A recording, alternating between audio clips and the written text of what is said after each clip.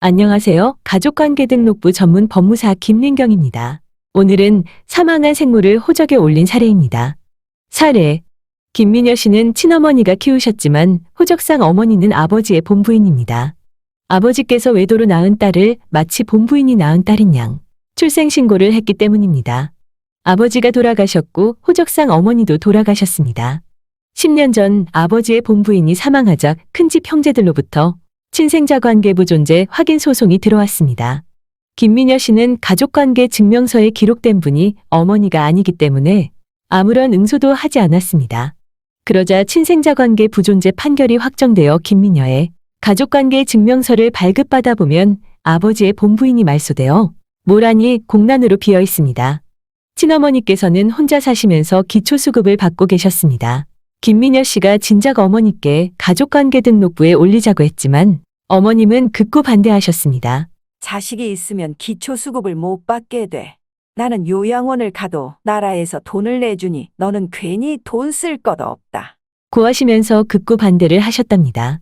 김민여 씨는 어머니가 더 연세가 드시면 설득해서 친자관계를 바로 잡으려고 생각하고 있었는데 갑자기 어머니께서 사망하셨습니다. 김민여 씨는 어머니의 유일한 딸이자 상속인입니다. 그런데 어머님의 장례를 치를 수도 없고 유산을 상속받을 수도 없었습니다. 유산이라고 해봐야 전세보증금과 시골의 작은 밭뿐이지만 어떻든 법적으로는 자녀가 아니기 때문에 아무것도 할 수가 없었습니다. 시에서는 무연고자로 장례를 치른다고 합니다. 지방자치단체의 무연고자 장례를 담당하는 장례지도사에게 아무리 울며 친생자관계 존재 확인 소송을 할 거라고 해도 소용없었습니다. 시청 사회복지과에도 전화했지만 역시 대답은 같았습니다. 안타깝게도 자식이 있는데도 어머님은 초라하게 무연고자로 마지막 길을 떠나셨습니다. 김민여 씨는 이모님과 유전자 검사를 하여 친생자관계 존재 확인의 소를 제기하였습니다. 그런데 법원에 서류를 제출하기 위해서는 친모의 사망이 기록된 서류를 발급받아야 합니다. 그런데 법원에서 보정명령을 받고도 서류를 빨리 발급받을 수가 없었습니다.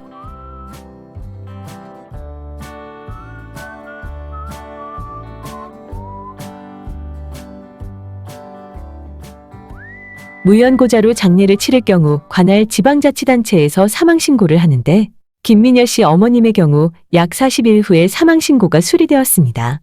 김민여 씨는 변론기일에 단일회 출석한 후 법원으로부터 친생자관계가 존재한다는 판결을 받았지만 기쁘지 않았습니다.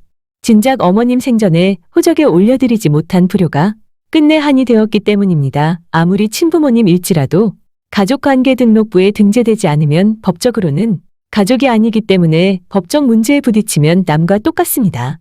친생자관계 존부 확인의 소는 당사자가 생존할 때는 물론이고 사망 후에도 할 수 있습니다. 만약 자녀가 사망했다면 그 자녀가 할머니와 어머니 사이에 친생자관계 존재 확인소를 제기할 수도 있습니다. 친생자관계 존부 확인 소송의 비용과 기간. 친모와 친생자관계 존재 확인 소송을 법률상 무와 부존재 확인 소송을 동시에 제기하시면 사건이 두 건입니다. 두 사건의 관할 법원이 같을 수도 있고 다를 수도 있으며 두 사건이 종결돼야만 가족관계 등록부를 정정할 수 있으니 보통은 6개월 정도는 걸립니다.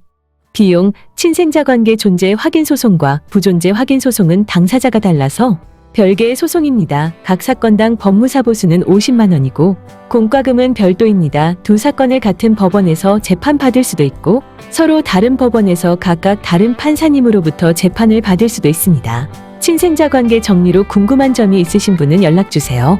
풍부한 경험과 노하우로 최선을 다해 좋은 결과로 보답하겠습니다. 시청해주셔서 감사합니다. 오늘도 행복한 날 되세요.